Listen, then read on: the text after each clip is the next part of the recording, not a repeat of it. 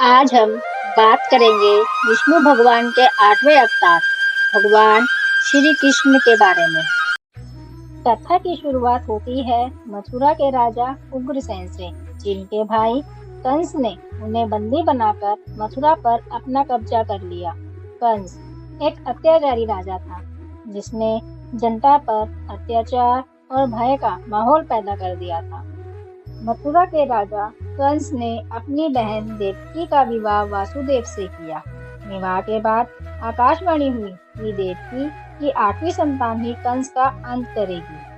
कंस, जो अत्याचारी और अधर्मी था, इस भविष्यवाणी से भयभीत हो गया और उसने देवकी और वासुदेव को कारागार में डाल दिया और उनकी संतानों को मारने का प्रण किया।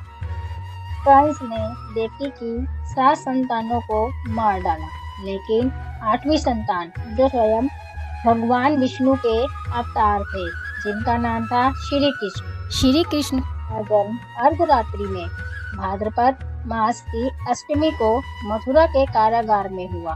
जैसे ही उनका जन्म हुआ, जेल के दरवाजे अपने आप खुल गए और वासुदेव ने उन्हें यशोदा और नंद के पास गोकुल में सुरक्षित पहुंचा दिया।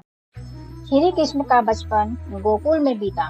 उनकी बाल लीलाएं न केवल मनोरंजक थी, बल्कि उसमें गहरे आध्यात्मिक संदेश छिपे हुए थे। वह गोपियों के माखन चुराने वाले थे, तो दूसरी ओर उन्होंने गोवर्धन पर्वत उठाकर गांव वालों को इंद्र के प्रकोप से बचाया।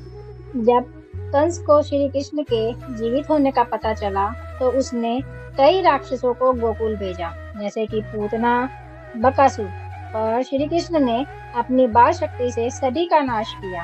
ये घटनाएं यह दिखाती हैं कि भगवान कृष्ण का जीवन प्रारंभ से ही अद्भुत था। जब श्री कृष्ण युवा हुए, उन्होंने अपने भाई बलराम के साथ मथुरा लौटने का निर्णय लिया।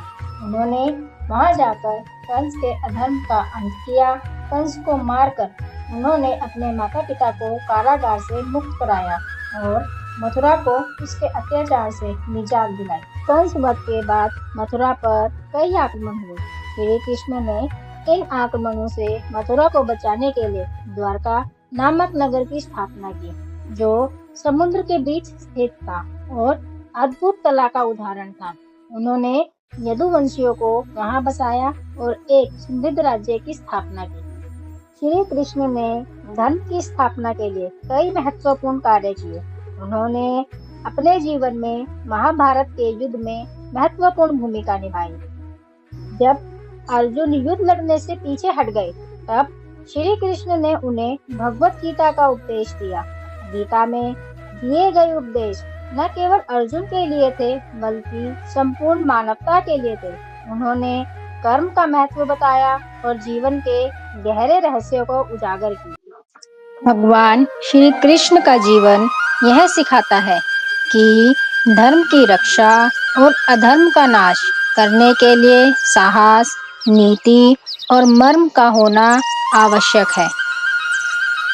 भगवान विष्णु के अगले अवतार के बारे में जानने के लिए अगली वीडियो का इंतजार करें। तब तक के लिए चैनल को लाइक करें, शेयर करें, सब्सक्राइब करें। धन्यवाद।